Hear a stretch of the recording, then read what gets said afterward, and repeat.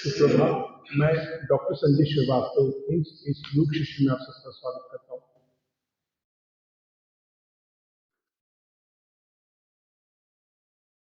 हमारे जीवन में जो कुछ भी होता है वो केवल और केवल हमारे कर्मों द्वारा ही फलीभूत होता है। आज हम जिस स्थिति में भी हैं उसका एकमात्र कारण हमारे जाने अनजाने में किए गए हुए कोई ना कोई ऐसे कर्म है जिसको मैं आज यहाँ पे भुगत रहा हूँ।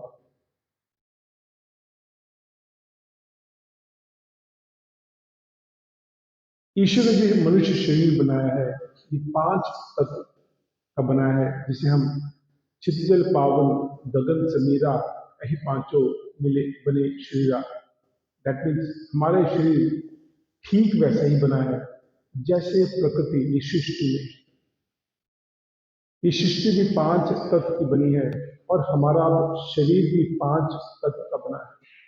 धरती, जल, अग्नि, वायु, आकाश, इन पांचों तत्व में जब ईश्वरीय तत्व मिल जाता है तो ये सृष्टि अपने आप में कामयाब, सहज और प्राकृतिक रूप हो जाती है। आज हम यहाँ पे बीमार हैं, इसका बहुत बड़ा कारण है कि हम प्रकृति से दूर होते चले जा रहे हैं। इस सृष्टि में, इस ब्रह्मांड में सब कुछ एक नियम के हिसाब से चलता है। वो जो नियम है वो सबके लिए बराबर है। वो नियम एक घड़ी के रूप में हमारे अदृश्य घड़ी के रूप में हमारी जिंदगी में शामिल है, मगर हम धीरे धीरे उस घड़ी, जिसे हम डिसिप्लिन भी कह सकते हैं, दूर होते चले जाते हैं। उस घड़ी को बायोलॉजिकल क्लॉक, ये सर्केडियन साइकिल के रूप में हम जानते हैं। आप सबने दूरदर्शन में वो महाभारत सीरियल अवश्य देखा होगा, जिसकी शुरुआत में मैं समय हूं ऐसा बताते थे। आखिर उसका कारण क्या था? क्योंकि जो समय का चक्र है वो सबके लिए बराबर है। आप सब कुछ वापस ला सकते हैं, लेकिन गया हुआ समय कभी भी वापस नहीं आता। इस सृष्टि में सब कुछ समयबद्ध है, एक लयबद्ध है, एक म्यूजिकल वे में है, एक सिंक्रोनाइज्ड वे में। एक ऋतु का दूसरे ऋतु के बाद आना, सर्दी के बाद दूसरा मौसम आना, गर्मी आना, बारिश आना, ये सब कुछ क्रमबद्ध में है, सब कुछ एक डिसिप्लिन में है। सुबह सुबह जो चिड़िया पक्षी होती है वो अपने घोंसले से निकलती है अपने दिनचर्या दिन के काम को कंप्लीट करने के, और शाम को पर्टिकुलर समय में ही वो वापस अपने घोंसले में आती है। उसका कहीं कोई मित्र नहीं होता, उसके कहीं पे भी घर में पार्टी नहीं होती। उस समय बद अपना काम करता है। इवन अगर हमने अपने घरों में कोई पेट रखा है, पशु रखा है, आप देखिए उस समय के हिसाब से अपना सब काम करता है। अगर उसको निवृत्त होना है, उसको वॉशरूम जाना है, वो सब कुछ करेगा, चिल्लाएगा, सब कुछ करेगा, लेकिन अपना काम अपने समय पर करेगा। मगर इस सृष्टि का सबसे इंटेलिजेंट, सबसे समझदार मनुष्य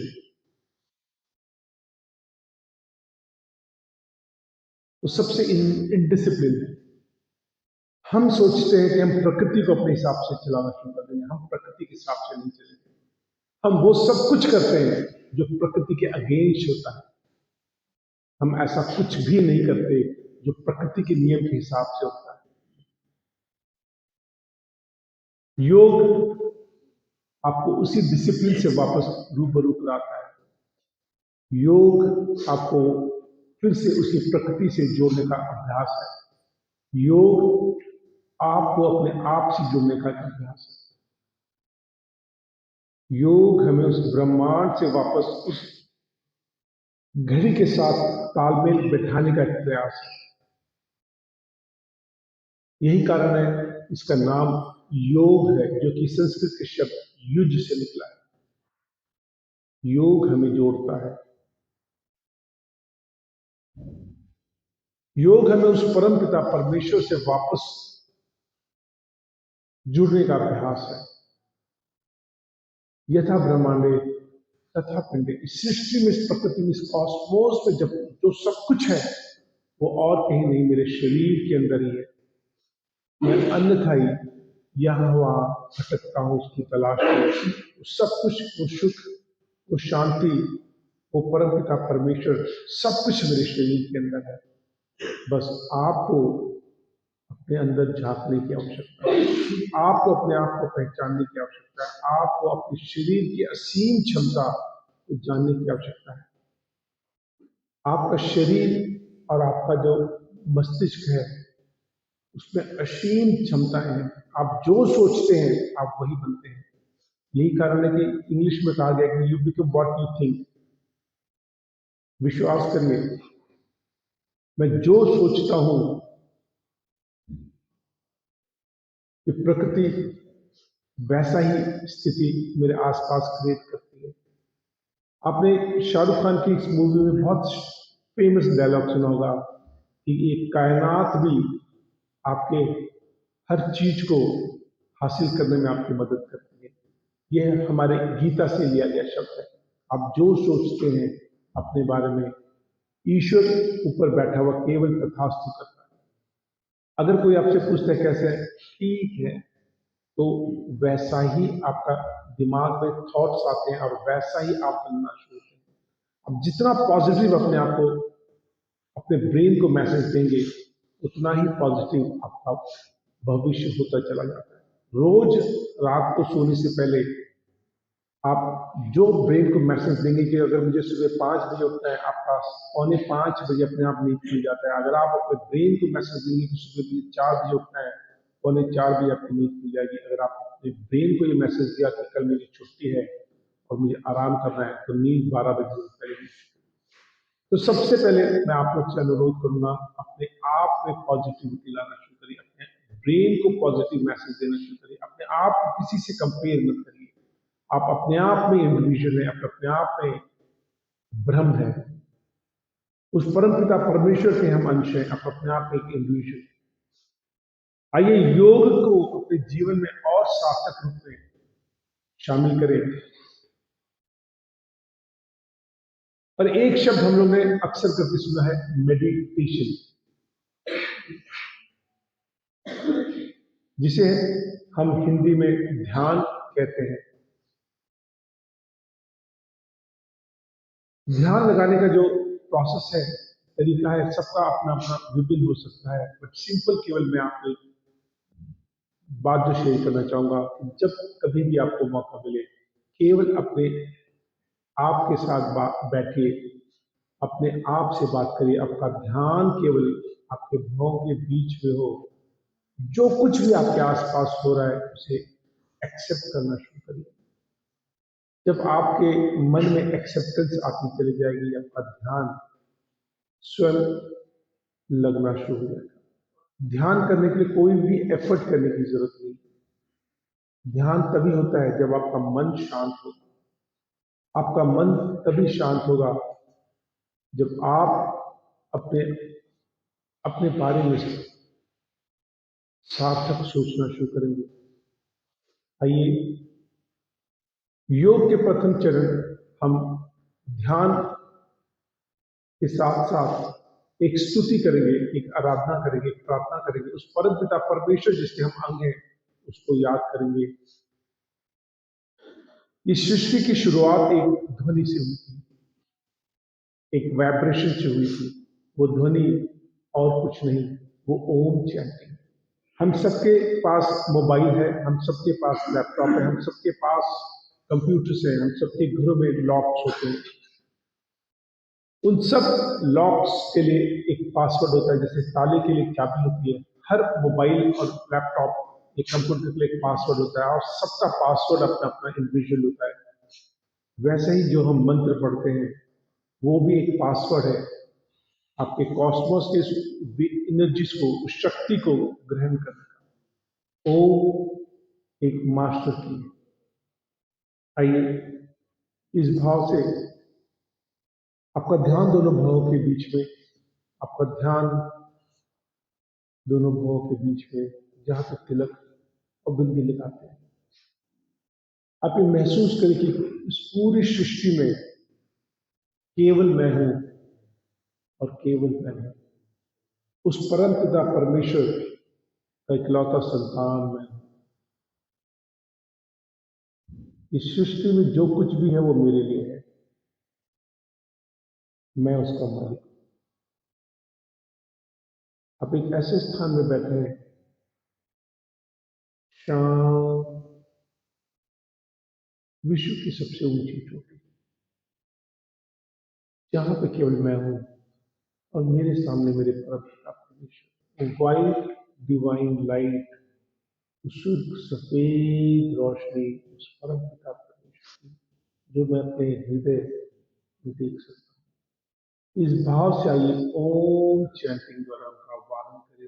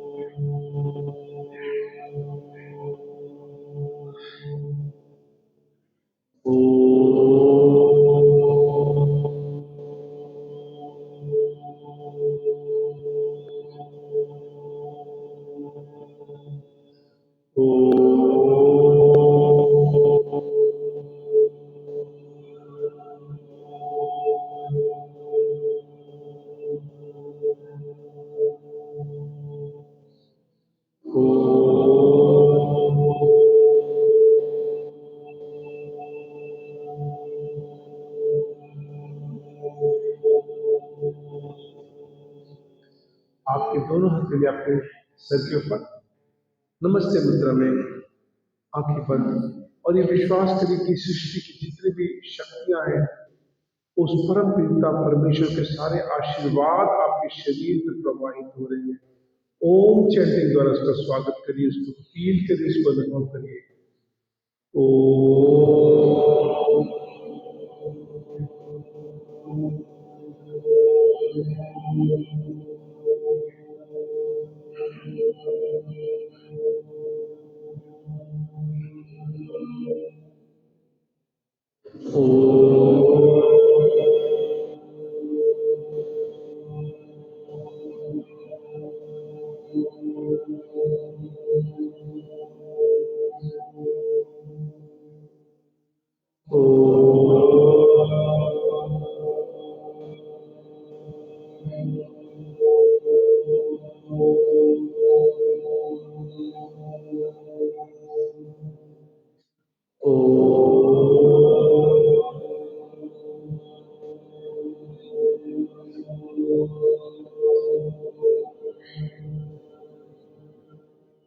अपने हथेली का दर्शन करें, रब योर हैंड,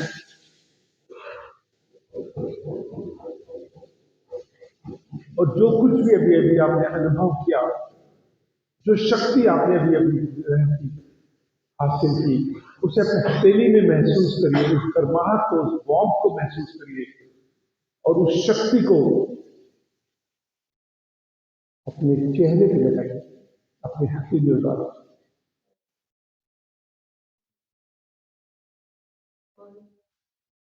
उस गर्माहट को फील, अपने हथेली का पिछला भाग अपने आंखों को देखिए और हल्का सा दबाव, हल्का सा दबाव होते हुए हथेली के फिंगर्स को स्लाइड करते हुए अपने आंखों की तरफ लाएं और उसको हल्का सा दबाव देते हुए मर्म करें, मसाज करें। अपने हथेली को अपने नासिका, नाक की तरफ लाएं और एक घर्षण करें, एक मर्म करें, एक दबाव डालते हुए मसाज करें। अपने दोनों आंखों के नीचे वाले हड्डी नुमाइंदे को उंगलियों द्वारा दबाएं। अपने गाल को, अपने चीक्स को दबाएं, मर्म करें। अपने पूरे हथेली से अपने चेहरे का मसाज करें। अपने हथेली से अपने गर्दन के पीछे मर्म करें।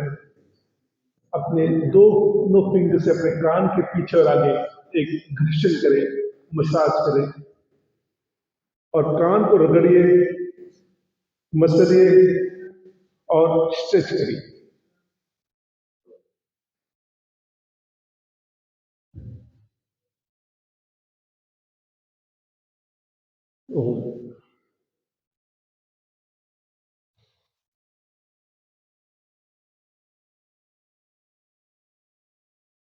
रोज कोशिश करिए सुबह केवल उस प्रकृति के गोद में बैठकर आप कुछ मत करिए, केवल आंख बंद करके अपने आज्ञा चक्र की तरफ ध्यान दीजिए। जो कुछ भी हो रहा है उस अनुभूति को एक्सेप्ट करते चलिए। आपको केवल अपने खुद के साथ, स्वयं के साथ बैठना है।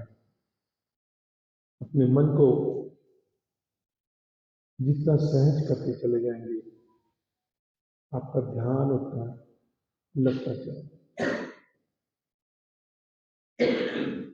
अक्सर करके बहुत ही कंफ्यूजन रहता है कि मन आखिर है क्या, वो क्या चीज है जिसे हम मन कहते हैं, वो क्या चीज है जिसे हम आत्मा कहते हैं। मैं बहुत शॉर्ट, बहुत संक्षिप्त और मेरा स्वयं के विचार से आपको बताना चाहूंगा कि जिस तरह समुद्र होता है, समुद्र में लहरें होती हैं, वो लहरें आपका मन है।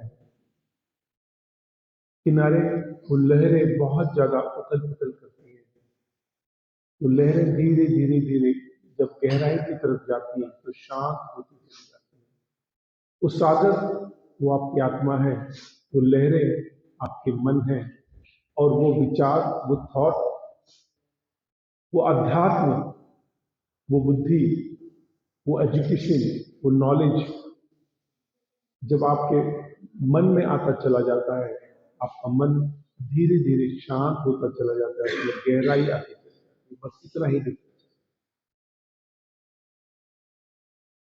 है। जितना आप सार्थक पॉजिटिव नॉलेज, विचार अपने मन में लाएंगे, आपका मन उतना शांत होता चला जाएगा। जितना आप नेगेटिव सोचेंगे, जितना आप इधर उधर की बातें करेंगे, आपका मन उतना ही अशांत होगा। फॉर एग्जाम्पल, अगर मैं ये कोशिश करूं कि मैं नरेंद्र को परेशान करने की कोशिश करूं, उसको कुछ भड़काऊं, तो ना केवल इसका मन अशांत होगा बट मेरा मन उससे ज्यादा अशांत होगा। तो हमारे किए हुए कर्म हमारे आत्मा, हमारे मन को व्यथित करते हैं। अपने जो कर्म शब्द हम लोगों ने अक्सर करके सुना है, वो कर्म वो एक्ट नहीं है, कर्म वो काम नहीं है, कर्म जो सोच है जिसको करने से पहले मैंने अपने मन में धारण किया, उसे ही कर्म कहा जाता है। तो अपने इंटेंशन को आप सही करिए, आपका जीवन बहुत सुकून, बहुत शांत, बहुत पॉजिटिव होना चाहिए। आइए इसी नोट के साथ हम लोग योग के प्रथम चरण में चलेंगे। सर्वप्रथम हम लोग प्राणायाम का अभ्यास करेंगे। प्राणायाम अपने प्राण उस आत्मा, उस ऊर्जा, उस शक्ति को कहते हैं जो हमारे शरीर के अंदर विद्यमान है तो हम जीवित हैं, जो हमारे शरीर के अंदर नहीं होती है तो हम मृत स्थूल शरीर कहलाते हैं।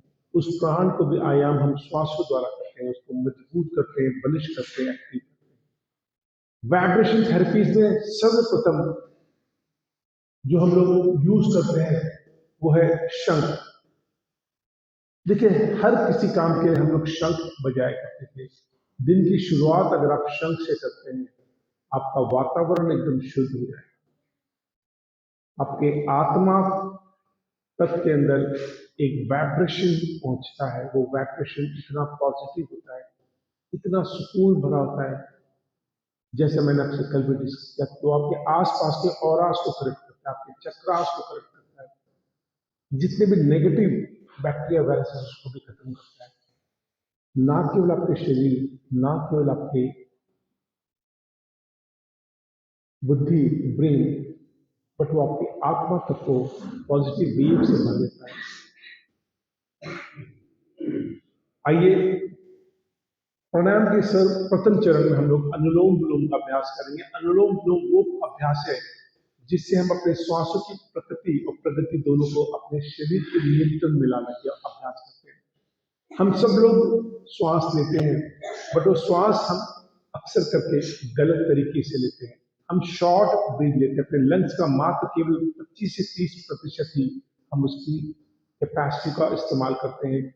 हम अनुलोम विलोम द्वारा उस लंग की कैपेसिटी को अधिक से अधिक बढ़ाने का प्रयास करते हैं। हम योग में जो भी ब्रीदिंग एक्सरसाइज करते हैं उसका एकमात्र लक्ष्य है कि अपने शरीर की छोटे छोटे सेल्स के अंदर फ्रेश ऑक्सीजन की प्रवाह को बढ़ाते हैं, अंदर जो टॉक्सिन्स है उसको वायु द्वारा ही बाहर धकेलना होता है। देखिए, हम घर में भी जब सफाई करते हैं तो मात्र केवल 2 चीज का इस्तेमाल करते हैं, एक झाड़ू, वायु, और पोछा, पानी।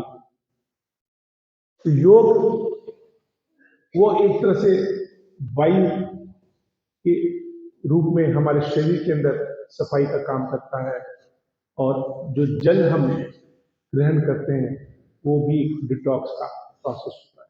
तो सुबह उठते ही ये 2 काम अगर आप कर लेते हैं, आपका शरीर एकदम डिटॉक्स का चला जाता है। तो आइए अनुलोम विलोम में सर्वप्रथम हम अपने सूर्य नाड़ी को एक्टिवेट करेंगे, क्योंकि सर्दियों का समय है। गर्मी में हम अपने चंद्र नाड़ी को एक्टिवेट करते हैं। हम अपने लेफ्ट नॉस्ट्रिल्स को ब्लॉक करेंगे, राइट से गहरी लंबी सांस लेंगे। गहरी लंबी सांस मतलब आप जब गहरी लंबी सांस नाभि से उसको फील करते हैं, आपका पेट आगे की तरफ जाता है, आपने श्वास लिया, कुछ पल के लिए ठहरे, इसको कुंभक कहते हैं। उसके बाद राइट नॉस्ट्रिल्स को ब्लॉक करके लेफ्ट से गहरी लंबी सांस छोड़िए, पूरी तरह से अपने आप को खाली करते हुए, और फिर कुछ पल के ठहरे रीचक कहते हैं। फिर लेफ्ट से गहरी लंबी सांस लिया, कुंभक, और राइट से गहरी लंबी सांस छोड़ी, रीचक। ये एक चक्र हुआ। आइए ऐसे 10 चक्र का अभ्यास करें। जब मैं गहरी लंबी सांस कहता हूं, नाभि से उसका अनुभव होता हुआ महसूस करूं। जब मैं सांस लेता हूं, मेरा पेट आगे की तरफ जाता है, जब सांस छोड़ता हूं, मेरा पेट अंदर की तरफ जाता है। जब मैं गहरी लंबी सांस लेता हूँ, कुछ पल के लिए ठहरता हूँ, तो कुंभक कहते हैं। जब गहरी लंबी सांस छोड़ता हूँ, कुछ पल के लिए ठहरता हूँ, तो रेचक कहते हैं। आप दोनों तरीके से कर सकते हैं। सांस आइए एक बार में आपने गहरी लंबी ले ली, उसके बाद होल्ड किया, और गहरी लंबी छोड़ी, उसके बाद उसको होल्ड किया। दूसरा तरीका है, आप धीरे धीरे धीरे सांस को लेते चले जाइए, और उसके बाद रुकिए, और धीरे धीरे काउंटिंग के साथ, जैसे 1 2 से 10 काउंटिंग,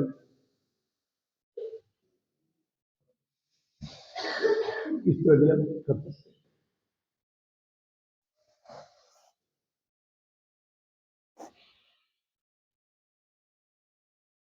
जो सांस आप ले रहे हैं उसको महसूस करते चले जाइए कि जो मैंने सांस लिया तो मैंने अपने ब्रेन के लिए, जैसे हम लोग छोटे बच्चों को नहीं, एक चम्मच खिलाने के लिए पापा के लिए, ये मम्मी के लिए, ये दादी के लिए, वैसा ही हम एक एक सांस लेते चले जाएं और एक एक अंग को समर्पित करते चले जाएं। आप देखिए, आपके शरीर में लगभग लगभग 11 ऑर्गन्स या सिस्टम होते हैं, एक एक सिस्टम के लिए केवल 5 बार ये आपने अभ्यास करना शुरू कर दिया, इससे आपका शरीर एकदम स्वस्थ होकर चला जाएगा। जैसे मैंने जो अनुलोम विलोम का एक चक्र, मैंने ब्रेन के लिए वो 5 चक्र दिए, मैंने आंखों के लिए 5 चक्र दिए, मैंने अपने कानों के लिए 5 चक्र दिए, मैंने अपने कंठ के लिए 5 चक्र दिए, हृदय के लिए, लीवर के लिए, किडनी के लिए, लंग्स के लिए, जनांग के लिए, हाथों के लिए, पैरों के लिए। अब एक एक अंग के लिए 5-5 चक्र करना शुरू कर दिए। देखिए आपका जीवन में आमूलचूल परिवर्तन आ सकता है। आप शुरुआत 1 या 2 चक्र से करते करते धीरे धीरे कॉन्फिडेंस को बढ़ा सकते। ये भी एक तरीका है अनुलोम विलोम करने का। ब्रेथ विटनेसिंग, यानी कि आप जो श्वास ले रहे हैं उसको विटनेस भी करिए, उसको देखते भी, उसको ध्यान भी करते जाइए कि एक एक अंग में वो कैसे जा रहा है, आपके शरीर को वो परिवर्तित करता चला जा रहा है। अभी अभी मैंने आपसे डिस्कस किया, जो हम सोचते हैं वो अवश्य होता है हमारे साथ। You become what you think about yourself. उस सोच को पवित्र करते चले जाइए।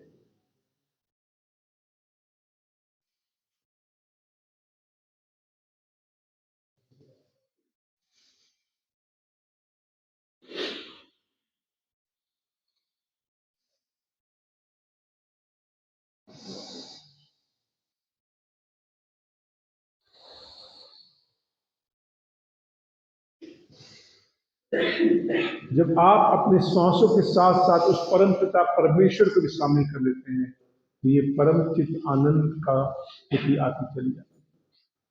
मैंने एक गहरी लंबी सांस ली, जब मैंने सांसों को होल्ड किया, मैं एक गायत्री मंत्र का उच्चारण कर लेता हूँ। फिर जब मैंने गहरी लंबी सांस छोड़ी, मैंने पुनः एक गायत्री मंत्र का उच्चारण किया। जब मैं श्वासों के साथ साथ किसी भी मंत्र का उच्चारण करना शुरू करता हूँ, मेरे योग के साथ साथ मेरा अध्यात्म भी शामिल हो जाता है। जिस लक्ष्य को हासिल करने के लिए मैं आता हूँ, वो शीघ्र अतिशीघ्र आपको मिलता चला जाता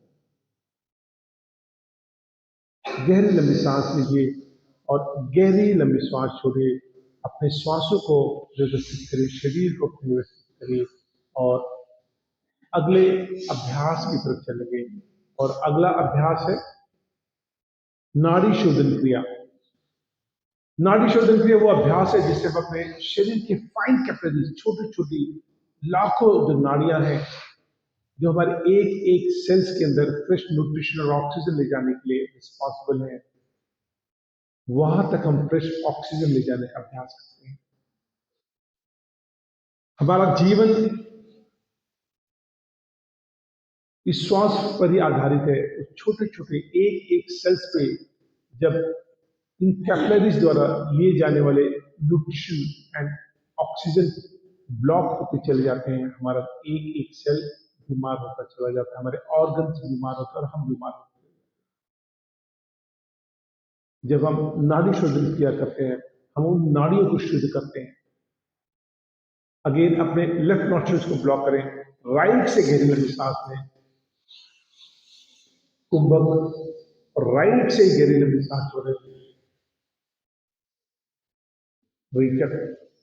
राइट को ब्लॉक करके फिर लेफ्ट से गहरी लंबी सांस लें, कुंभक, और लेफ्ट से ही गहरी लंबी सांस छोड़ें, रेचक। आइए ऐसे 10 चक्र का अभ्यास करें।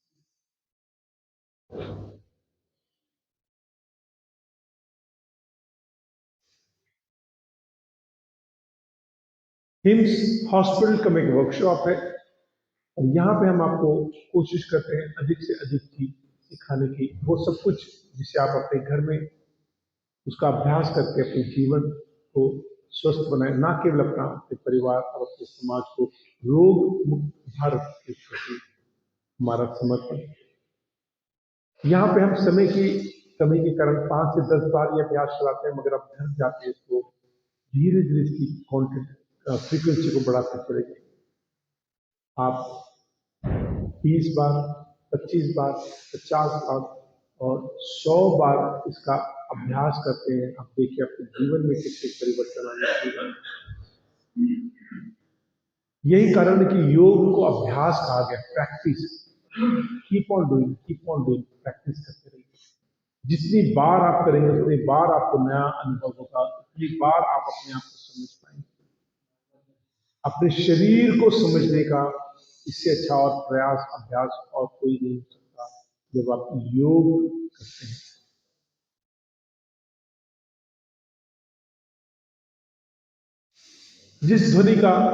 जिस वाइब्रेशन थेरेपी की बात मैं आपसे कर रहा था, अपने आंखें बंद करिए, आपका ध्यान दोनों भवों के बीच में आइए, उस प्रथम ध्वनि को हम दोबारा अपने जीवन में शामिल करें, उसे सुने, जिसे हम शंख कहते हैं। इसके एक एक ध्वनि को अपने हृदय में उतारने का प्रयास करें।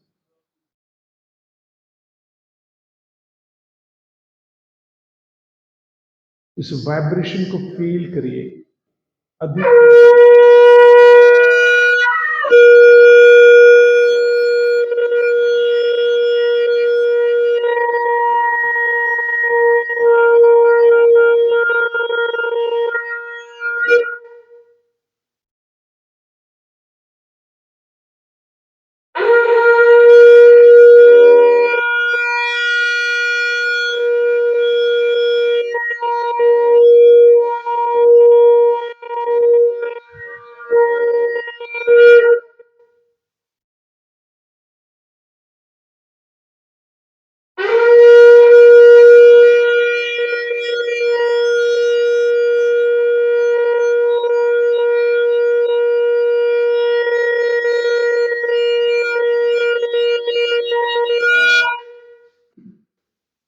बहुत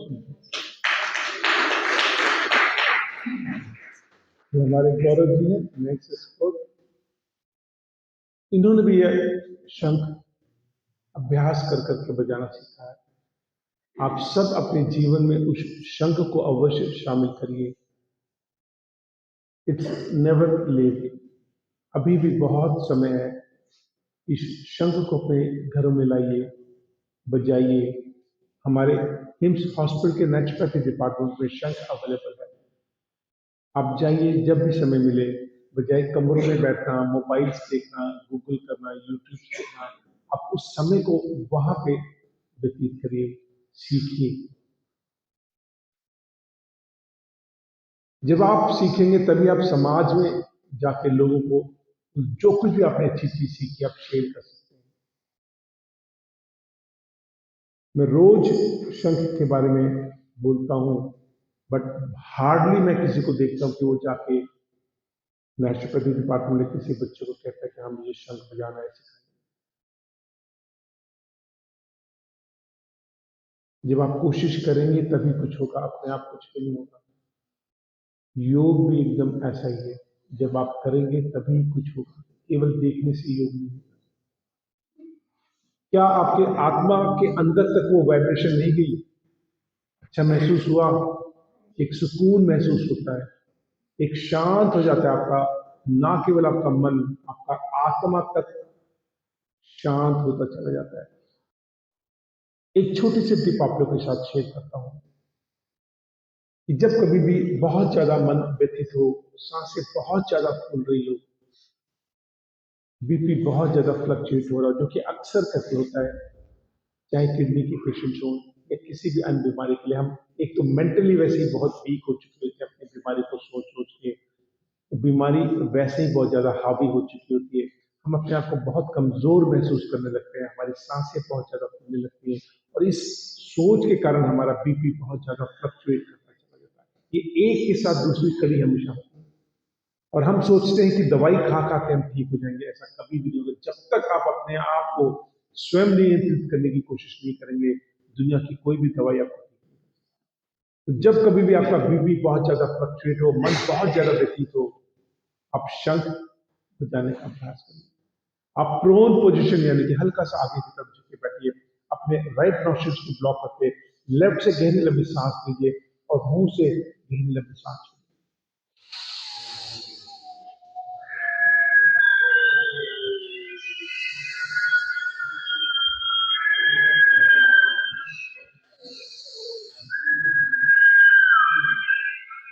जब कभी भी आपका बीपी बहुत ज्यादा फ्लक्चुएट हो, अनियंत्रित होता हुआ महसूस हो, सांसें बहुत ज्यादा फूल रही हो, डिप्रेशन की सी फीलिंग आ रही हो, मन बहुत ज्यादा व्यथित हो, आप नाड़ी शुद्धि क्रिया का अभ्यास करिए। आपका मन एकदम शांत हो जाएगा, आपकी सांसें आपके नियंत्रण में आ जाएगी, आपका शरीर वापस व्यवस्थित हो जाएगा, आप बहुत सुकून महसूस करना शुरू करेंगे।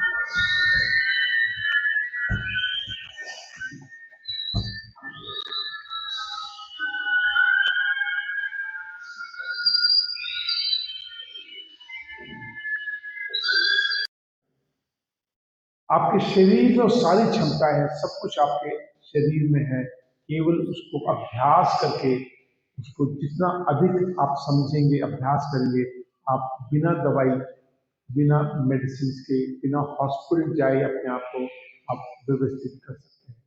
ये छोटी छोटी चीजें हैं, बट जीवन में इसके बहुत वैल्यू स्थिति। आइए अगले अभ्यास की तरफ चलेंगे, और अगला अभ्यास है कपाल भाती क्रिया। जो कपाल शब्द है हमारे मस्तिष्क, हमारे ब्रेन, हमारी खोपड़ी से लिया गया है। जिस तरह हम लोग छींकते हैं, वैसा ही अभ्यास है। नाभि से इसका अभ्यास करिए। इस अभ्यास का केवल एकमात्र पर्पस होता है कि आपके अंदर जो बासी पड़ा हुआ श्वासें हैं उसे बाहर धकेलना और फ्रेश अंदर लेना।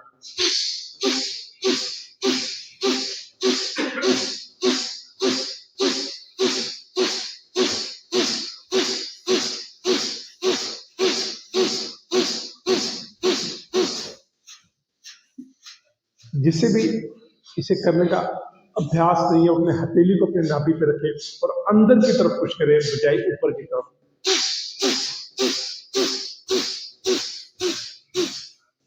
तो आपके शरीर के अंदर जो बासी पड़ा हुआ वायु है, एयर है, वो बाहर आता है। जो फ्रेश, जिस प्रकृति में, ब्रह्म मुहूर्त में जो सब कुछ फ्रेश अवेलेबल है, वो आपके शरीर के अंदर स्वतः ही अपने आप आता चला जाता है। हमारे एक एक सेल, एक एक अंग में भरपूर मात्रा में फ्रेश ऑक्सीजन की प्रवाह बढ़ती चली जाती है।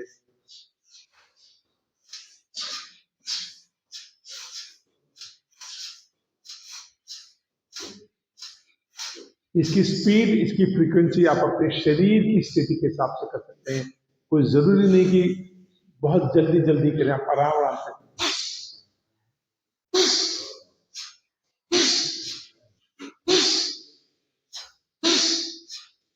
इस तरह भी कर सकते हैं। अगर आपको उसका अभ्यास है, फिर आप इसकी फ्रीक्वेंसी को बढ़ा सकते हैं धीरे धीरे धीरे। बट कोशिश करिएगा कहीं पे भी आपको झटका ना लगे। आप बहुत ज्यादा झटका देंगे, आपके कंधे को या कमर को झटका लगेगा, आपको पेन बढ़ेगा। इसमें कहीं पे भी झटका नहीं है, केवल आप अपने नाभि से इसका अनुभव करते हैं। जैसे हम छींकते हैं, अपने उस बासी पड़े वायु को बाहर धकेलते हैं, बाहर धकेलने में केवल आपका एफर्ट लगता है। जो फ्रेश है वो स्वतः ही वो अपने आप आपके शरीर के अंदर वापस चला जाता है, जिसके लिए आपको कोई एफर्ट नहीं करना पड़ता है।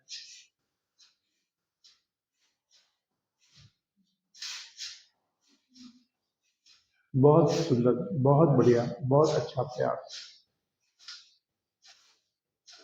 इसको एक और तरीका है करने का। मैं 10 बार श्वास लेता हूं, इस तरह मैंने 10 काउंट किया, फिर 2-4 सेकंड रुका, फिर मैंने 10 बार किया, फिर कुछ सेकंड रुका, फिर 10 से 2 से 3, 3 से 4, 4 से 5 फ्रीक्वेंसीज को मैं करता रहूंगा। फिर 10 की बजाय मैं 15 बार करूंगा, फिर कुछ पल में ठहरूंगा, फिर 15 बार करूंगा। इस तरह मैं नंबर ऑफ एपिसोड्स धीरे धीरे बढ़ाता चला जाऊंगा। ये भी एक तरीका है, यानी कि मैंने 10 बार, फिर कुछ पल के लिए ठहरा, गहरी लंबी सांस ली, फिर कुछ पल के लिए ठहरा, फिर तीसरा एपिसोड। इस तरह मैं 3 से 4, 5, 10 धीरे धीरे फ्रीक्वेंसी को बढ़ा सकता हूँ। तो 10 बार किया हुआ सांसों को मैं 15 बार कर सकता हूँ। इस तरह अधिक से अधिक मैं इस अभ्यास को सहज रूप में कर सकता हूँ। ये तय स्थिति, गहरी लंबी सांस लीजिए और गहरी लंबी सांस छोड़िए और अगले अभ्यास की तरफ चलेंगे। अगला अभ्यास भ्रस्त्रिका प्राणायाम।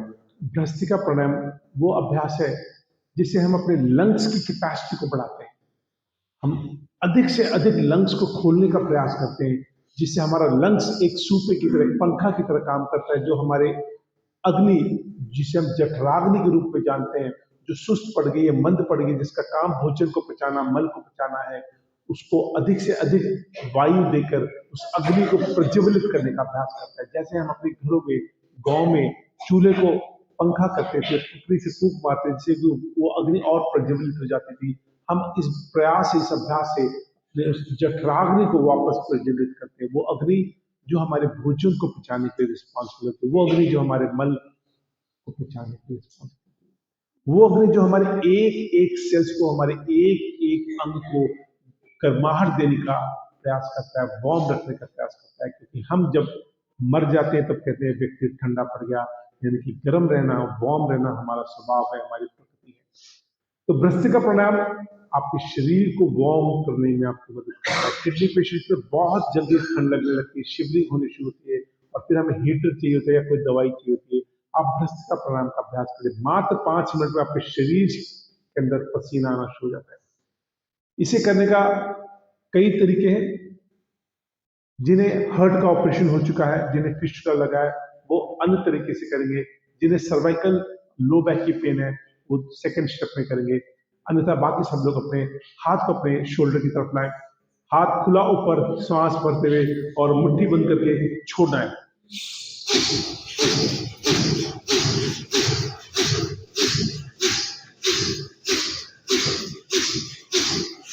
जिन्हें भी पेन है वो इस तरह अपने मुट्ठी को अपने शोल्डर के अंदर डालते इस तरह कर सकते हैं।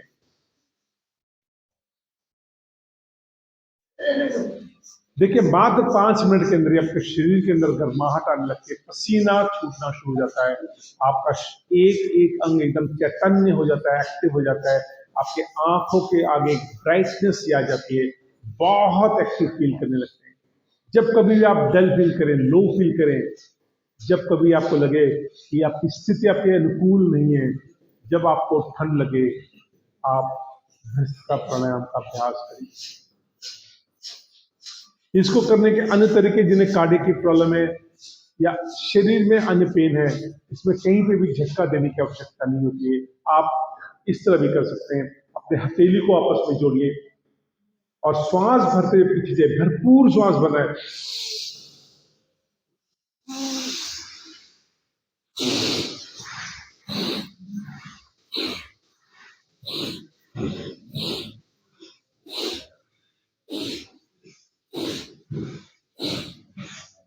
प्रयास से भी आप अपने लंग्स को खूब अधिक से अधिक खोलने का प्रयास करते हैं और उस वायु को अधिक से अधिक लेने का अभ्यास करते हैं। आप अपने हथेली को पक्षी की तरह जो अपने पंख को ऊपर और नीचे करता है कर सकते हैं। सांस भरते ऊपर, सांस भरते नीचे,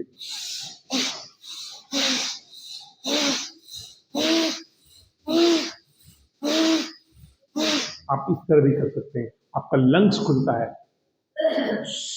जो भी अभ्यास हम करें उसका मेन पर्पस है आपका लंग्स अधिक से अधिक खुले, क्योंकि हम अपने पूरे जीवन में शॉर्ट ब्रीथ लेते हैं, कम सांस लेते हैं, हमारे लंग्स की कैपेसिटी पूरी होती चली जाती है और हम बीमार पड़ते चले जाते हैं। ये सारा प्रयास है अधिक से अधिक वायु के रूप में ऑक्सीजन आपके शरीर के अंदर जाए। बहुत सुंदर। यथास्थिति अपने श्वासों को अपने नियंत्रण में लाइए, शरीर को व्यवस्थित करिए। और अगला और बहुत ही महत्वपूर्ण अभ्यास भ्रामरी प्राणायाम। देखिए रोज मैं अभ्यास करा रहा हूं, केवल एक आपसे आग्रह है कि बिल्कुल भी संकोच मत करिए। जब आप आंख बंद करते हैं अपने आप को महसूस करिए कि आप उस पूरे हॉल में आप इंडिविजुअल अकेले बैठे हैं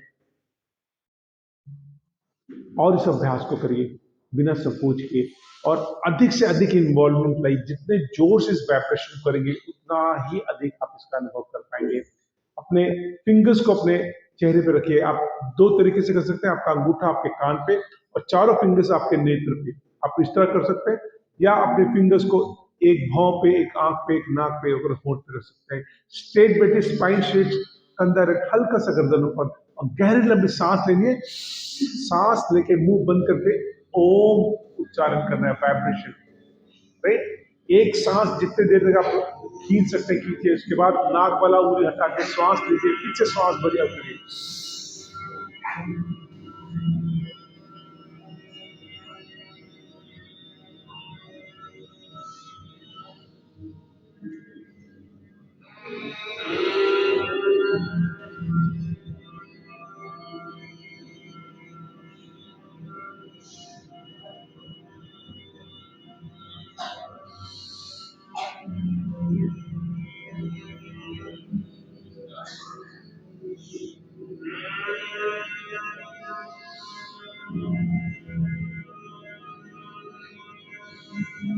ओम का उच्चारण, बहुत सुंदर प्रयास, बहुत अच्छा प्रयास।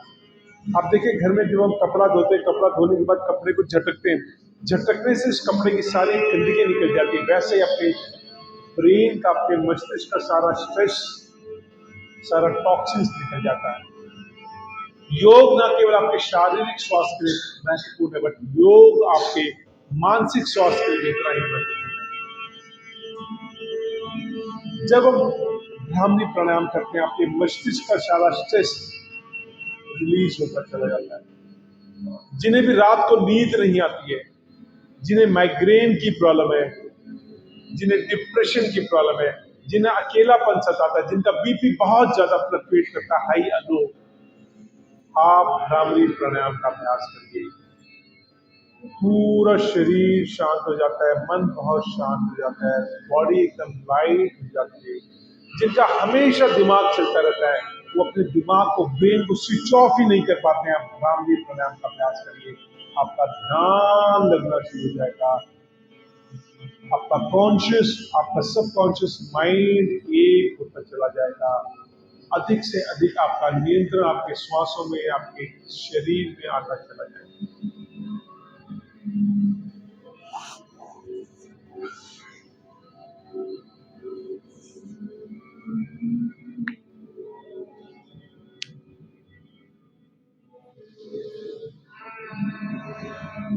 यथास्थिति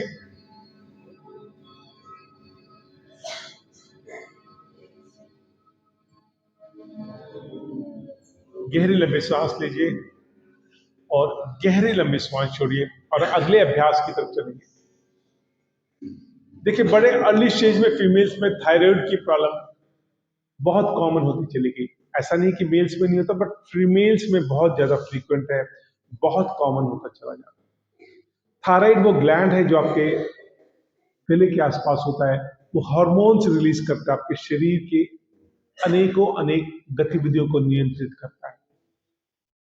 जिन्होंने भी मोटरसाइकिल या स्कूटर का इस्तेमाल किया है वो मेरी इस बात से वाकिफ होंगे कि एक समय था जब हम बाइक या स्कूटर को किक मारते थे, स्टार्ट करने का कोशिश करते थे, वो शुरू नहीं होता था। हम उसका स्पार्क प्लग निकालते थे, उसके कार्बन को कपड़े से पोंछते थे, वापस लगाते थे और वो स्कूटर बाइक वापस शुरू हो जाता था। ये भी आपका एक जो थायराइड है, स्पार्क प्लग है, इसमें भी कार्बन जम जाता है। रोजमर्रा की गतिविधियों से धीरे धीरे इसका इसमें कार्बन डिपॉजिट होते चला जाता है और हमारे पास ऐसा कोई साधन नहीं है कि हम अंदर हाथ डाल के कपड़े से उसको पोंछ सकें। केवल और केवल योग में एकमात्र ऐसा व्यवस्था है।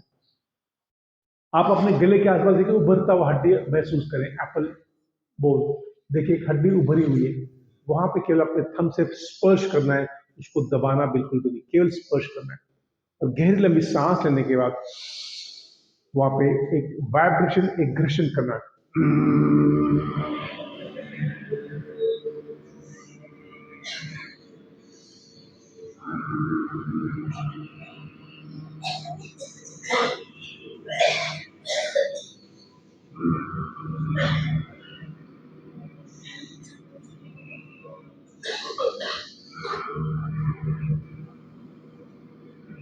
देखिए एक वाइब्रेशन होगा, एक कंपन होता है आपके गर्दन पे, एक गर्माहट सी आनी शुरू होती है।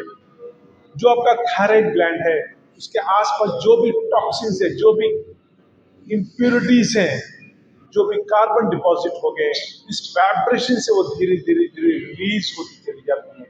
जिन्हें इसका अभ्यास नहीं है उन्हें खांसी होगा या पे कचाहट होगी, अजीब सा बर्निंग सेंसेशन होगा, पर बहुत नॉर्मल है। आप धीरे धीरे धीरे रोज 1 मिनट 2 मिनट 5 मिनट इस अभ्यास को दीजिए। देखिए जिन्हें भी थायराइड की प्रॉब्लम है, जिन्हें भी हल्के से मौसम के बदलाव से ही गला पकड़ लेता है, सर्दी जुकाम होता है, खांसी होने लगती है, जब आप इसका अभ्यास करते हैं आपका जो गर्दन, जो गले की से रिलेटेड कोई भी बीमारी है धीरे धीरे ठीक होती चली जाती है। आप अपने शरीर के मालिक होते चले जाते हैं, आप अपनी स्थिति को अपने कंट्रोल में ला सकते हैं। इस अभ्यास को करने के बाद अपने दोनों हथेली से गर्दन को कूल करिए।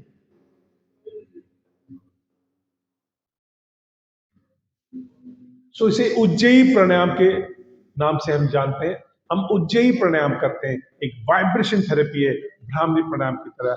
इस वाइब्रेशन से आपके कंठ से रिलेटेड कोई भी इशू हो वो धीरे धीरे ठीक होती चली जाती है। और अगर आपको कोई भी इश्यूज या बीमारी नहीं है और आप इसका अभ्यास करते हैं तो जीवन में कभी आप भी आपको कंठ से रिलेटेड इश्यूज या बीमारी नहीं होंगे। बहुत सुंदर, बहुत अच्छा। आइए अगले अभ्यास की तरफ हम प्रस्थान करेंगे। अभी तक हम लोग ने श्वास संबंधित अभ्यास किए, आइए कुछ सूक्ष्म प्राणायाम भी करें, सूक्ष्म क्रियाएं भी करें। देखिए आज के समय हम लोग हर चीज रिमोट से करते हैं, मोबाइल भी केवल अंगूठे से ही चलता है। एक समय था जब हम चिट्ठियां लिखा करते थे, अधिक से अधिक अपने हाथ या पैर चलाते थे, काम करते थे, बट लाइफ धीरे धीरे बहुत सिडेंटरी होती चली जा रही है, बहुत आरामदेह होता चला जा रहा है। जितनी टेक्नोलॉजी हमारे जीवन में आती चली जा रही है हम उतने ही बीमार होते चले जा रहे हैं। छोटे छोटे बच्चों में भी अब आर्थराइटिस जैसी प्रॉब्लम आ रही है, काउच की प्रॉब्लम आ रही है। मैं ऐसे कई लोगों को जानता हूं जो पेन को मात्र 2 मिनट 5 मिनट पकड़ के लिख भी नहीं सकते हैं क्योंकि हमारा अभ्यास खत्म होता है। आइए उन अभ्यासों को वापस अपने जीवन में उतारे। अपने हथेली सामने और अपने फिंगर्स को खोलिए, बंद करिए, खोलिए, बंद करिए। जितना स्ट्रेच होकर खोल सकते हैं खोलिए, जितना स्ट्रेच होकर बंद कर सकते हैं बंद करिए। मिनिमम 30 टाइम्स इसको अवश्य करिए और धीरे धीरे इसको बढ़ाते हुए 50 बार अवश्य करिए। देखिए मात्र 2 से 3 मिनट के अंदर हमारे पूरे हाथ में एक कष्ट होना शुरू हो जाता है, नसों में खिंचाव आना शुरू हो जाता है, हम बहुत देर तक कर ही नहीं पाते। कारण क्योंकि हमारा अभ्यास खत्म हो चुका है, हम अपने हाथ से कोई काम नहीं करते। बट विश्वास करिए अभी जो पेन हो रहा है बहुत अच्छा है। उस दिन को सोचिए जिस दिन आप अपने हाथ को उठा ही नहीं पाएंगे, आपके पूरे जॉइंट्स ब्लॉक हो चुके होंगे, उस टाइम दुनिया की धरती की कोई भी दवाई आपके किसी काम की नहीं होगी। तो अभी जो पेन हो रहा है, अभी जो कष्ट है, उसे आप गर्म पानी नमक फिटकरी में डाल के टकोर करके ठीक कर सकते हैं, लेकिन अगर अभी अभ्यास नहीं किया तो उस समय आप कुछ भी नहीं कर पाएंगे। उस टाइम पर कोई भी अभ्यास भी आपके किसी काम की नहीं आएगी। तो इस अपने पूरे एक एक जॉइंट को वापस व्यवस्थित करिए, अपने फिंगर्स को वापस एक्टिव करिए, रोज करिए। अपने मुट्ठी को बंद करके clockwise minimum 15 to 20 times, clockwise then anti-clockwise 15 to 20 times. ये आपकी कलाई का, आपका हाथ का भी, हाथ ऐसे से नहीं, केवल आपका कलाई का है, आपको हाथ को नहीं, केवल कलाई की मूवमेंट है। 15 to 20 times अपने हथेली को अपने कंधे पर रखिए और जीरो बनाने का कोशिश करिए। जीरो, जितना क्लोज एक दूसरे को कान के पास से आते हैं, क्लोज जीरो। ये आपके कंधे का, जिन्हें सर्वाइकल, फ्रोजन शोल्डर, स्पाइन से रिलेटेड इश्यूज हैं, उनके लिए बहुत ही शानदार अभ्यास है। Zero, clockwise 15 to 20 times, then anti-clockwise 15 to 20 times.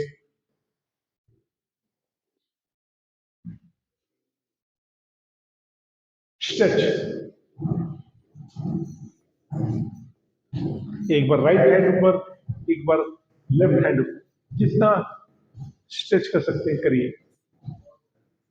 देखिए, इस तरह ऊपर लेके जाइए, ऐसे ऐसे नहीं है।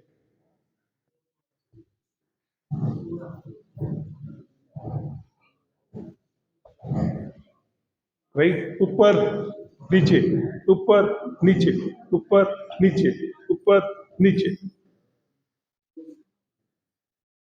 जितना आप हाथ ऊपर लेके जा सकते हैं।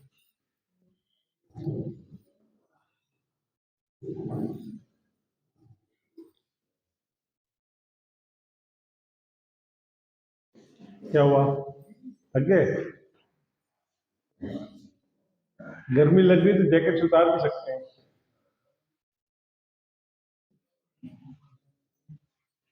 सीमा जी, क्या हो गया?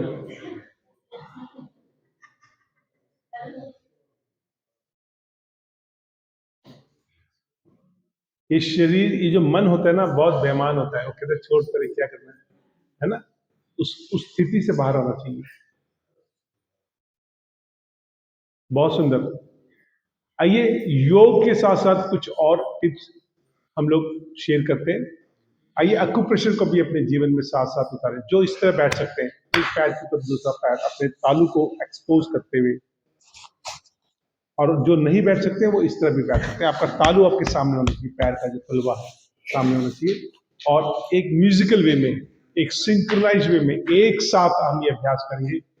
ठीक है, 1 2 3 4, 1 2 3 4, 1 2 3 4, 1 2 3 4, 1 2 3 4, 1 2 3 4, 1 2 3 4, 1 2 3 4, 1 2 3 4। दो दे।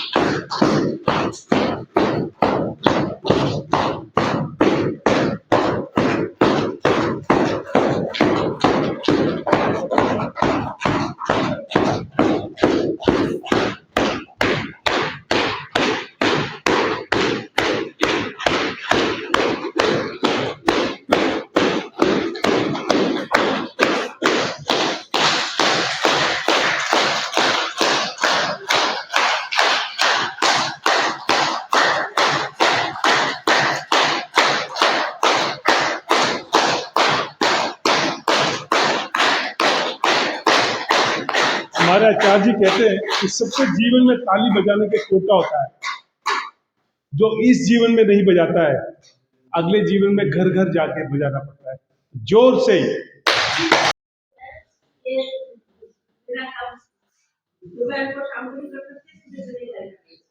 जब कोई किसी को डराना है तब भी कर सकते हैं,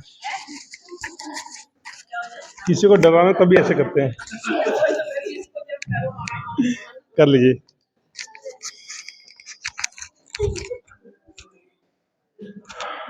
शवासन, अपने शरीर को अब एकदम बेसुध बेजान इस धरती पे छोड़ दीजिए। शरीर का सारा स्ट्रेस इस धरती पे छोड़ दीजिए। आपका हथेली धरती पे टच हो, उस वाइब्रेशन को, उस फ्रीक्वेंसी को महसूस करिए। और आइए लेटे लेटे एक दो अभ्यास पहले करेंगे, उसके बाद हम लोग योग निद्रा का अभ्यास करेंगे। सबसे पहले जो बहुत ही महत्वपूर्ण अभ्यास है लेटे लेटे, वो है ताड़ासन। आपके दोनों फिंगर्स क्रॉस करिए हथेली के, पीछे की तरफ लेके जाइए और सांस भरते पीछे लेके जाइए, पैरों को आगे तरफ स्ट्रेच करिए, अपने शरीर को ताड़िए। रात को भोजन करने के बाद हमारा ब्लड हमारे उदर के आसपास आके ठहर जाता है डाइजेशन के लिए। तो हम जब ये ताड़ते हैं, हम अंगड़ाई लेते हैं, सारा ब्लड आपके पूरे शरीर में व्यवस्थित हो जाता है। राइट? 3 से 5 बार इस अभ्यास को करिए। ये एक तरह से वार्म अप एक्सरसाइज होता है।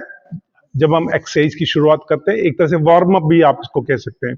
तो ताड़ते हैं हम अपने शरीर को, आपके पूरे मसल्स, पूरे नर्व्स अपनी व्यवस्थित जगह पे आ जाते हैं। और आइए सबसे पहले हम लोग शुरू करें पवन मुक्त आसन से। पवन मुक्त आसन, आपके दोनों पैर 90 डिग्री की कोण में ऊपर की तरफ, 90 डिग्री। अपने हथेली से अपने पैर को पकड़ भी सकते हैं सपोर्ट के लिए, हथेली से अपने पैर को सपोर्ट भी दीजिए। राइट? उसके बाद अपने दोनों घुटने को मोड़िए, पैर को मोड़िए और अपने हथेली से दोनों घुटनों को पकड़िए, हथेली से दोनों को, और चेस्ट की तरफ उसको खींचिए और कोशिश करिए अगर आपकी ठोड़ी आपके घुटने को टच करती है, जिसका मध्य प्रदेश बहुत ज्यादा है उनको मुश्किल होगी, अदर्स बाकी सब लोग आराम से कर सकते हैं।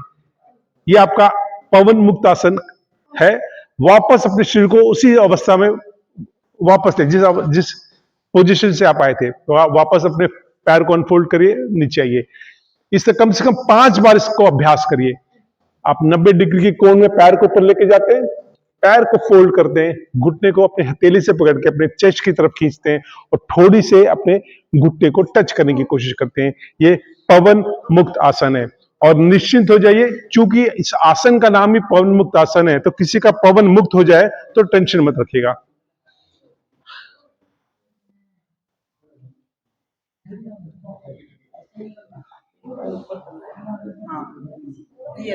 उस साड़ी की कोई बात नहीं, कोई बात, समझ रहे हैं।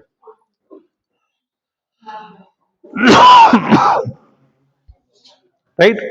हमारे शरीर के अंदर, हमारे उदर के अंदर, हमारे पेट के अंदर जो वायु, जो गैस है फंस जाती है, वो फंसी हुई गैस हमारी मैक्सिमम बीमारी का कारण बनती है। तो जब हम पवन मुक्त आसन करते हैं, जो वायु है, जो गैस है, जो आपके शरीर के अंदर फंस चुकी है, वो आपके शरीर से रिलीज होती चली जाती है। सुबह सुबह का समय होता है, वो गैसेस रिलीज होना आवश्यक होता है। जब हम मल जाते हैं, जब हम पोटी जाते हैं, तो गैस स्वतः ही रिलीज हो जाती है। लेकिन जिन्हें कब्ज की दिक्कत है, जिनका आउटपुट बंद हो चुका है, इनपुट जारी है, उन्हें गैस बहुत ज्यादा बनता है। तो आप पवन मुक्त आसन से एटलीस्ट उस गैस को रिलीज करने का प्रयास करते हैं और इससे धीरे धीरे कब्ज भी ठीक हो जाता है। आपका जो मल है वो भी एक प्रेशर के साथ निकलना शुरू हो जाता है। ग्रेट, बहुत सुंदर। यथास्थिति वापस शवासन में आए, वापस शवासन में आए। और आइए आज 2 से 3 बहुत ही शानदार, बहुत ही अच्छा एक अभ्यास हम लोग सीखेंगे, जो ना केवल अपने लिए बट अपने परिवार में अपने बच्चों को अवश्य उसका अभ्यास कराइए और सीखिए। आइए सबसे पहले हम लोग करेंगे साइकिलिंग। लेटे लेटे साइकिल चलाना है, जैसे हम लोग बचपन में साइकिल करते थे। मैं आपको एक बार करके दिखाता हूं। राइट, आपके दोनों हाथ भी पैर के साथ साथ ऐसे, ये है तरीका।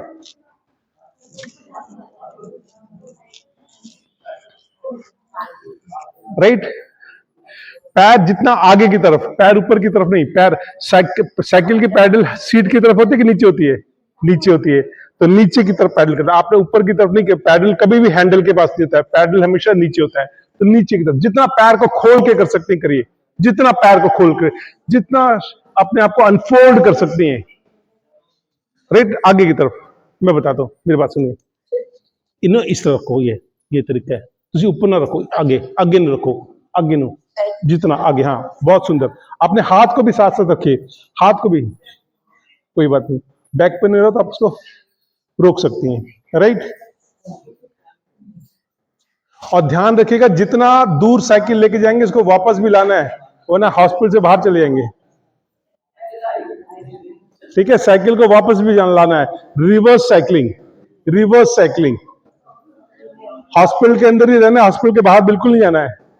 साइकिल को आसपास ही रखिएगा।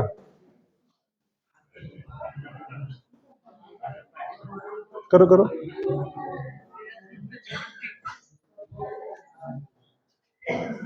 आगे, खूब आगे की तरफ, पैर को भी ये इतना ऐसे, समझ गए ना, एकदम आगे की तरफ, जितना स्ट्रेच करके। बहुत सुंदर, बहुत बढ़िया, बहुत अच्छा प्रयास, ग्रेट।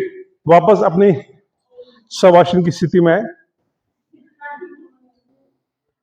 और गहरी लंबी सांस लीजिए, गहरी लंबी सांस छोड़िए, शरीर को व्यवस्थित करिए। और आइए एक और बहुत ही सुंदर, बहुत ही महत्वपूर्ण एंड बहुत ही यूजफुल एक अभ्यास और करेंगे। देखिए, एक समय था जब हमारे घरों में चक्कियां हुआ होती थी, हम लोग स्पेशली फीमेल्स, उन्हें कभी भी हड्डी से रिलेटेड प्रॉब्लम्स नहीं होती थी। बट जैसे जैसे टेक्नोलॉजीज आते गए, हिप रिप्लेसमेंट बहुत कॉमन होता चला जा रहा है।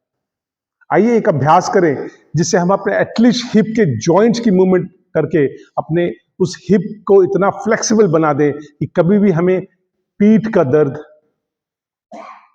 स्पाइन का दर्द, शियाटिका की प्रॉब्लम्स, ये छोटी मोटी प्रॉब्लम्स, हिप्स जो लॉक हो जाते हैं, ऐसी बीमारी कभी ना हो। अगर हो गई है तो धीरे धीरे ठीक हो जाएगी। और अगर हम ये अभ्यास करेंगे तो जीवन में कभी भी नहीं होगी। अपने बच्चों को लेकर ये अवश्य करवाइएगा। इस अभ्यास का तरीका मैं आपको एक बार करके दिखाता हूं, फिर आप उसको करिएगा। आप शवासन में लेटे हैं, राइट। अब एक पैर को आपने जीरो बनाना है, ऐसे ऊपर की तरफ नहीं लेके जाना है, आगे की तरफ केवल जीरो बनाना है। अपने कमर की तरफ से उसका एक रोटेशन जीरो बना रहा है 10 times, then 10 times anti clockwise. फिर दूसरे पैर का भी करिए। मैंने पहले ही कहा था आपको हवा में नहीं, आगे की तरफ सर, यस। और इसको फ्लेक्सिबल करना है, फ्लेक्सिबल करिए, यस, है ना। अकड़ाइए मत, जिंदा आदमी फ्लेक्सिबल होता है, मरा हुआ अकड़ा होता है, ठीक है। एकदम फ्लेक्सिबल रखना है, जीरो। आप देखिए आपके कमर के आसपास कट कट की आवाज आएगी, जैसे कुछ क्रैकलिंग साउंड होगा, ये बहुत पॉजिटिव है। क्योंकि हमारे रोजमर्रा के जिंदगी में हम कमर का ज्यादा मूवमेंट्स कर नहीं पाते हैं, तो उसमें कड़ाहट आती चली जाती है। वो क्रैकलिंग साउंड पॉजिटिव है, जी बिल्कुल सही। आप इसको आराम से, ये पैर को सीधा करिए, हाँ आप करिए, ठीक है। Clockwise then anti clockwise. देखिए, अगर ऊपर की तरफ अगर आप पैर लेके जाएंगे तो आप हेलीकॉप्टर बन के उड़ जाएंगे, तो हेलीकॉप्टर नहीं बनाना है। ग्रेट। तो एक पैर से क्लॉकवाइज 10 टाइम्स, दूसरे पैर से clockwise and anti clockwise 10 times, 10 बार करना है।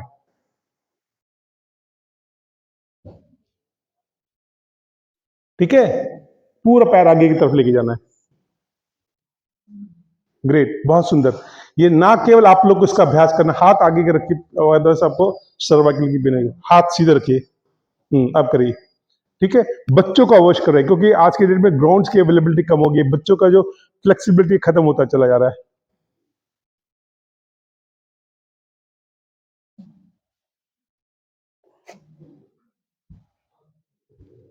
आप पैर कितना टाइट क्यों किए हुए हैं? पैर ठीक है ना आपका, खराब तो नहीं है? बस देखिए, ठीक है, इतना आगे की तरफ लेके जाना है। गोल गोल घुमाइए ना, फिर आप आगे ये है, देखिए ये, समझ रहे हैं मेरी बात को? चलिए, बहुत सुंदर, बहुत बढ़िया। इस अभ्यास को रोज थोड़ा थोड़ा धीरे धीरे करते रहिए और देखिए आपके फ्लेक्सिबिलिटी आपके कमर की तरफ बहुत बढ़ जाएगी। आपको जो कमर की दर्द रहता है, राइट,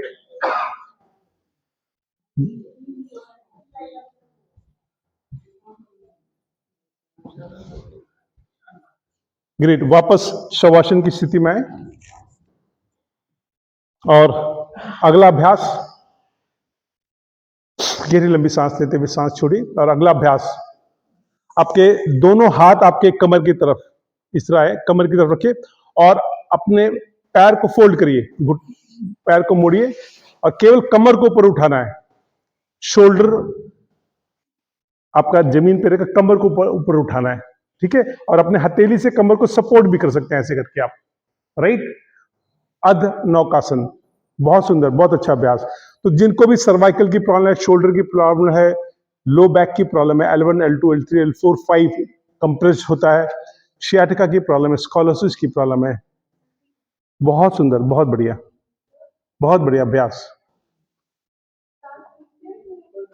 जी। हाँ, सांस भरते हुए ऊपर, इसको बेटा चेयर देना। इसको करने का मैं आपको एक और अच्छा तरीका बता सकता हूं, अगर आप ऐसे कर सकते हो तो बहुत अच्छा है।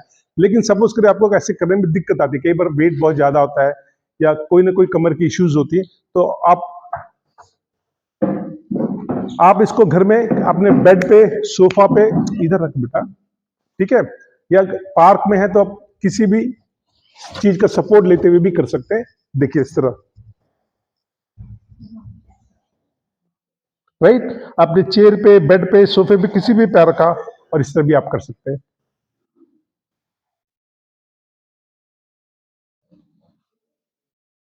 जितने सेकंड तक आप उसको होल्ड कर सकते हैं, खूब पर होल्ड करिए और वापस नीचे आइए। बट किसी भी तरीके से आप इस अभ्यास को करिए, आपके स्पाइन से रिलेटेड सारे प्रॉब्लम्स खत्म होते चले जाते हैं। इनको करवाओ, ये पैंट इनको करवाओ ठीक से, ब्लू पैंट उल्टा कर रहे हैं, ये उल्टा कर रहे हैं।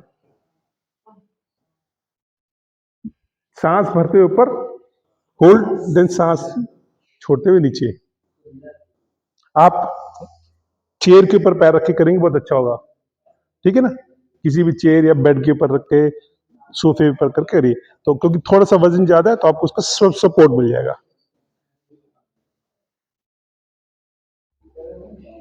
अब पैर को पहले फोल्ड करवाओ बेटा, पैर सीधा इसलिए नहीं हो रहा, पैर को फोल्ड करवाओ पहले, पैर को फोल्ड करवाओ,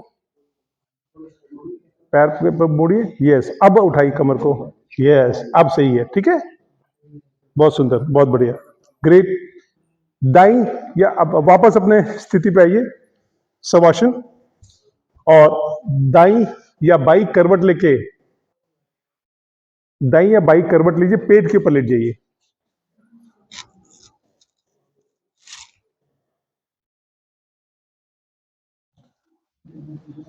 ग्रेट।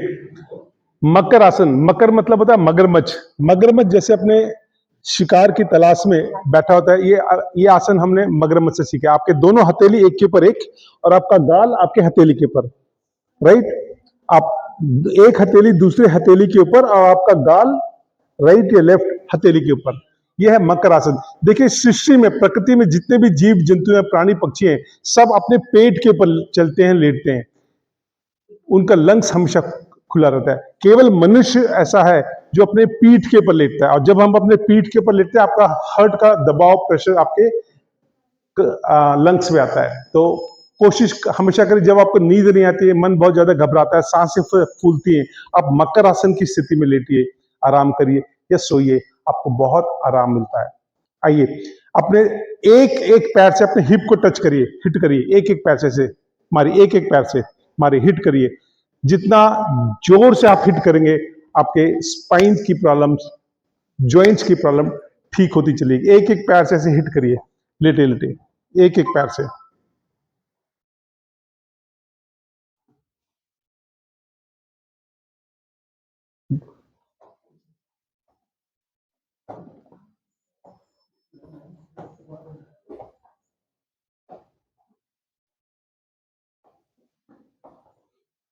ग्रेट, बहुत बढ़िया।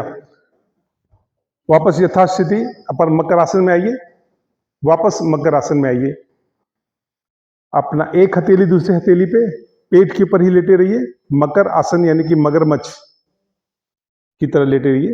राइट, अब हम लोग करने जा रहे हैं बहुत ही महत्वपूर्ण, बहुत ही यूजफुल एक एक्सरसाइज लास्ट अपने आज के सेशन में, वो है भुजंग आसन। भुजंग शब्द हमने एक सांप से लिया है, जिससे सांप अपने फन पे बैठता है और फुफकार मारता है, वही अभ्यास हमने लिया है।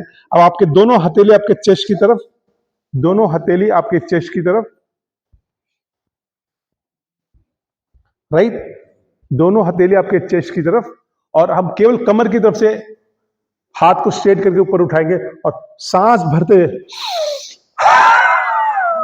वापस नीचे, वापस नीचे।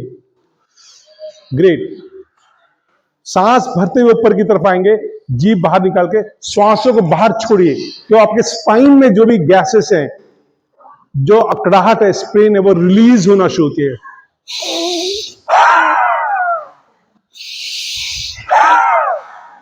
मैं भी नागिन सीरियल बहुत देखा है, आज आप खुद सांप बन के महसूस करिए कि कैसे लग रहे हैं। मैं भी नागिन।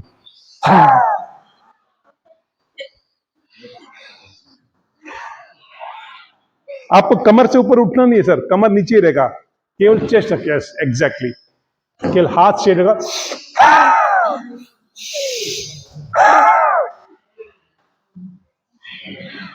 अपने अंदर के सांप को बाहर निकालिए।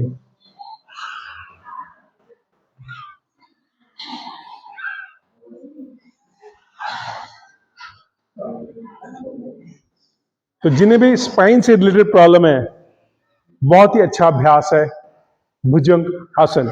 ग्रेट, वापस मकरासन में आए। दाई या बाई करवट लेके अपने अपने स्थानों में बैठ जाएं।